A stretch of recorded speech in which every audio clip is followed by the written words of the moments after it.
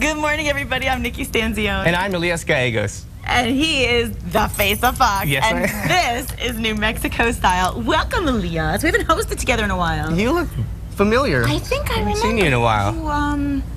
Yeah, not Elias Gallegos, Elias Gallegos. You know, I hope you guys had an opportunity to watch us this weekend on the Be a Star special. It was an opportunity for you to understand kind of Elias's life as the face of Fox this past year, and it was a really good show. I agree. It was a lot of work that went into it. Everybody was involved. Yeah. They kept you busy, and me as well. I had to be there for most of it. You think? Yeah, because it was kind of the Elias show. Well, thank you. I know you hated that. I know you hated that.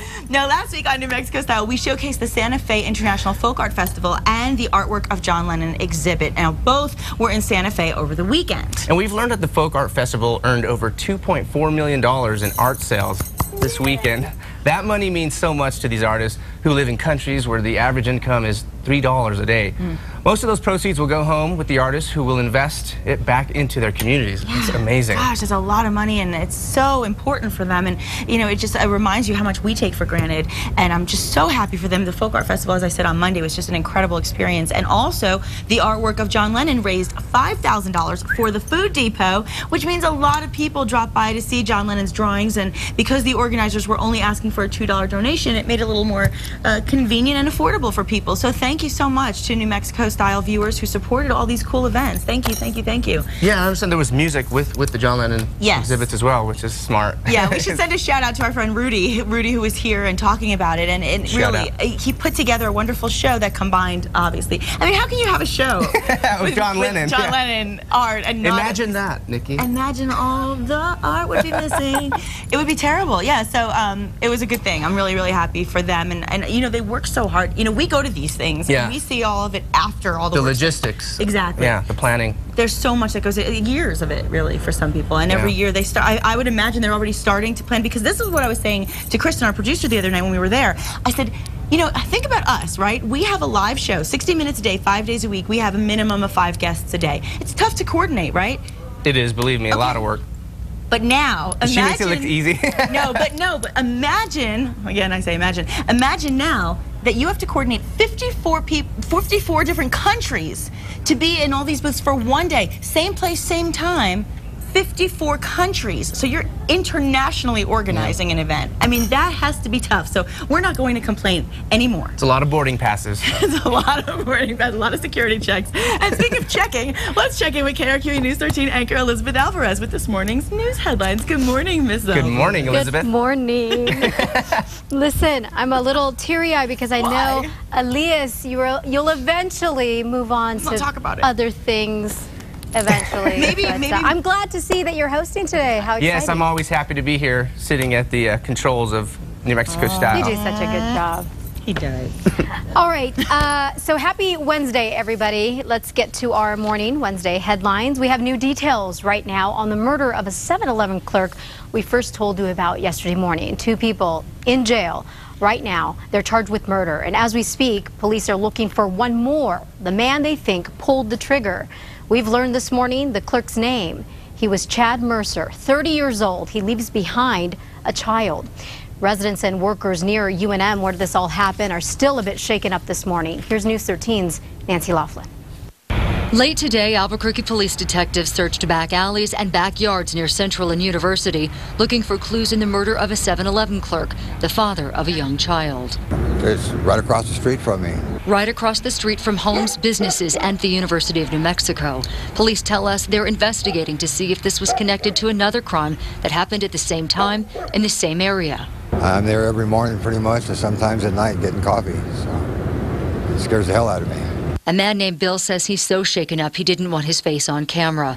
Albuquerque police say around 1 a.m., a clerk who was behind the counter was shot and killed. There was another clerk inside the store at the time of the crime. Early this afternoon, APD said they would release surveillance video, but later on backtracked, saying they didn't need the public's help. They say the gunman made no attempt to mask his face. Police tell us they've questioned several people.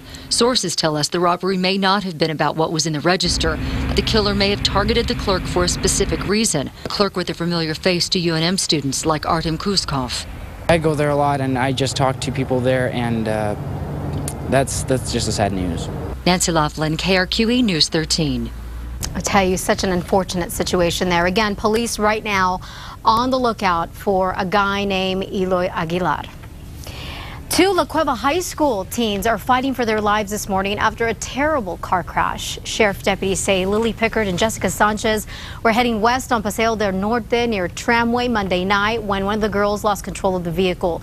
The SUV rolled, ejecting the teens. Deputies say they were not wearing seatbelts. The girls are at UNM Hospital in critical condition. Both are going to be juniors this coming year, and both are cheerleaders. A warning now for you, another scam that's going around. This one is targeting people with XL Energy. This is mainly happening down in the Carlsbad area. Investigators say customers are being told they can pay their bills on the phone or online, and then these crooks are going ahead and asking for your personal information. XL says this is not how they do business, and if you encounter this scheme, call police, and of course, never give out your personal information. Happening this morning, 150 miles of the Bosque will be back open. This will take effect in Sandoval, Valencia, and Socorro counties, also in Rio Rancho. And just a reminder, even though the Bosque will be open, you still cannot light any fires in the Bosque. That's definitely a no-no. By the way, here in Albuquerque, the Bosque was completely reopened last week. It's a good thing, a sign that the fire threat is starting to diminish. And this morning, Governor Susana Martinez is pledging $750,000 to help the Santa Clara Pueblo with fires, and where now there's a flooding issue that is destroying the land. Last year, the Los Conchas fire, remember that huge fire? It burned about 15,000 acres on the Pueblo. This is footage from that fire.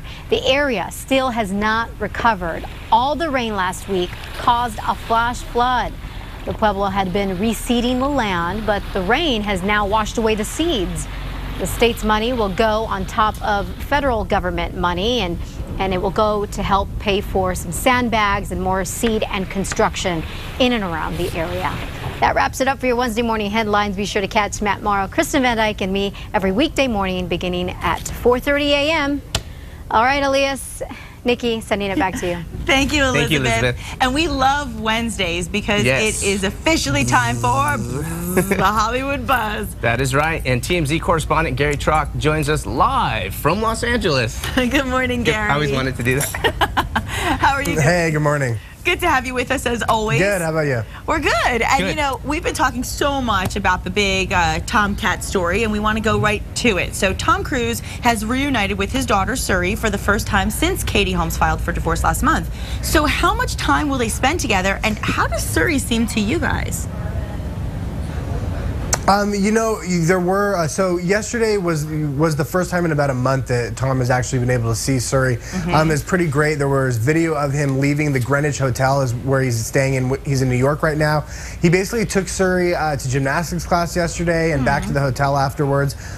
We got some photos of Tom's sister Cass actually going up to the hotel room with some toys for Suri. But this is the thing, you know, nobody really knows the details of the settlement yet. I mean, nobody knows exactly how much time Tom is going to get with Suri, but you got to remember that was what he wanted in this divorce. He wanted his time with Suri, and the fact that, you know, so soon after the settlement he is getting alone time with her is a good sign. There are reports out that he was supposed to have supervised visits with her.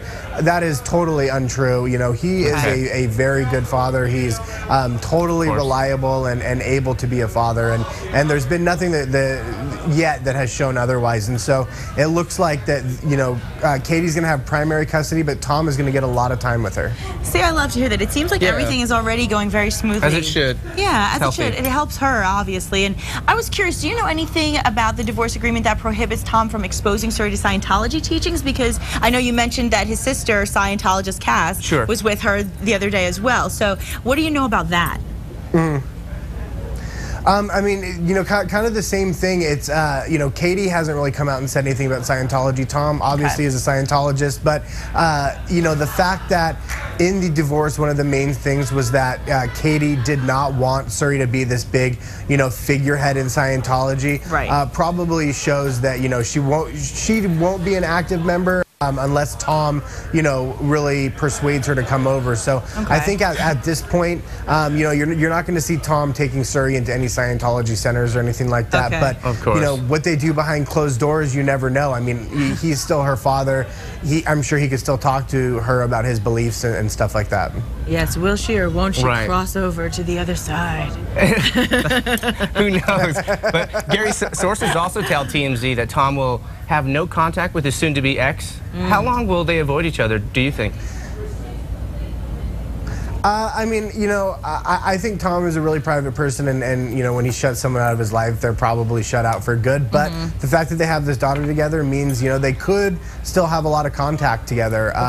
But I don't think you're going to see them out to dinner anytime soon. Okay. Well, moving on from that story, TMZ is also reporting that Chris Humphries just signed a 2-year deal with the Brooklyn Nets, formerly my team, the New Jersey Nets, worth $24 million. But here's the twist. The Nets are partially owned by Jay-Z, who's best friends with Kanye West, who's hanging with Chris's estranged wife. We're also hearing that Kanye also recently bragged that he could have Jay fire Chris whenever he wants. Sorry, what are the details? Well, yeah, no, that was great. Thank you very much. Well, this is the thing. Yeah, so Chris did get re-signed. It's pretty crazy. So his initial contract with the Nets, it was 1 year at $8 million. Now he got 2 years at $24 million. So, I know a lot of people make fun of Chris Humphries, but the guy's making money. I mean, he's obviously signed a good contract.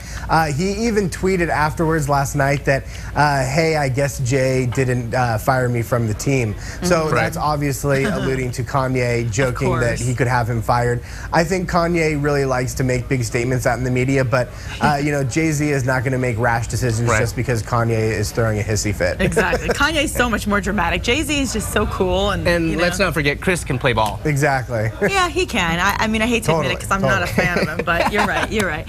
Okay, now this is one last thing we want to talk about this also, because we're hearing about a new anti-paparazzi law that's prohibiting paparazzi from endangering celebrities while trying to shoot photos or video. And apparently, the paparazzo, who was the ringleader in the Justin Bieber freeway chase, could be the first person charged under the law. So, I mean, this is a big deal for TMZ, right? What do you guys know about that? Yeah, so this paparazzo, the case is actually with the DA right now. So the CHP is requesting that charges be filed against this guy for endangerment. Basically chasing Justin Bieber down the freeway, trying to get a photograph, is endangering his life, the lives of other people. But you're right, this paparazzi law is being enacted out here, and this guy could be the first person to feel the wrath of it. And they're going to want to make an example out of him. You shouldn't chase people in cars and endanger lives. Right. I know we here, at TMZ have a certain, reputation of being paparazzi, but we do not ever chase people, and we're in full support of this law. I mean, you never want to endanger lives. This is, especially down the freeway, public places, it's horrible. So, hopefully this guy does get brought to justice, and it'll teach all the other crazy photogs out there to chill out. For sure. I mean, even before we started talking to you, Gary, I've always been a fan of TMZ, and I do respect the way that you get the information. I like how you talk to the people. You get into casual conversations. Most of the time, I notice that the celebrities, they recognize you guys often before you recognize them. So. Isn't that cool? That's kind of fun. I like that. I mean, and that's what we work on, developing our relationships with celebrities. It's, you can bother somebody one time and get a soundbite, but you develop a relationship, you can have like a lot of good stuff going on. So we like positive relationships. Definitely. Well, Gary, happy Wednesday to you, and thank you as always. You can always catch TMZ weeknights right here at 5:30 on 2 Casa Fox. On 2 Casa Fox. Okay, now moving on from celebrity gossip. It's not Seabiscuit, but the story of a Roswell racehorse will be hitting the big screen soon. Mind That Bird won the Kentucky Derby in 2009, even though he was picked to finish dead last. Yes, and the movie is going to be about the cowboys who worked with the horse. It's so cool. Shooting is expected to begin in September. Do you like horse riding? I do, and a battle is brewing between a northern New Mexico village and federal government over art. Yes. Is it religious persecution? That's the question a lot of people are actually asking in the Hemish Springs this morning. News 13's Katie Kim explains. This is an extremely Catholic community. Drive just a few feet into Jemez Springs, and there's no denying it. The village tucked away between mesas is deeply rooted in religion and the ancient influences of the nearby Jemez Pueblo. But drive farther into Jemez Springs, and you'll notice something else old. They were both built in 1941, and they don't meet any of the current kind of code. Bridges along State Highway 4 are barely standing. 3 years ago, the state stepped in and decided to rebuild, with the feds picking up almost all of the $2 million tab. Part of the construction funding includes money to spruce up these bridges. So the village of Jemez Springs held a contest where a local artist was chosen to decorate in true New Mexico fashion. We wanted to reflect the history and culture of the canyon. The winning piece depicts imagery from the Jemez Pueblo and the first Spanish mission built there, which is now in ruins at the nearby state monument. But according to Village Mayor Edmund Temple and a state transportation employee, the feds ordered to change the artwork, saying using public money for overt religious images was an invitation for controversy. To do things because we're fearful someone might be offended by it is really not, I don't think, how we want to run our government. But a spokesman for the state transportation department insists religious references have nothing to do with the project being stalled. The only issues left remaining for them and for the DOT and the village of Jemez is the maintenance, ongoing maintenance of the artwork itself. Katie Kim, KRQE News 13. Wow. Now, a Department of Transportation worker told us that federal government could have pulled the funding for the art project if the crosses stayed in the designs. Interesting. Yeah, when the artist who won the contest is working on another version without crosses. Yeah, I think it's interesting that they have to do it that way. I mean, you grew up here. Have you Well, seen... you know, particularly in northern New Mexico, all over New Mexico, you know, carvings and retablos, the santeros, it's a tradition that spans back generations, you know, 400 years in some cases.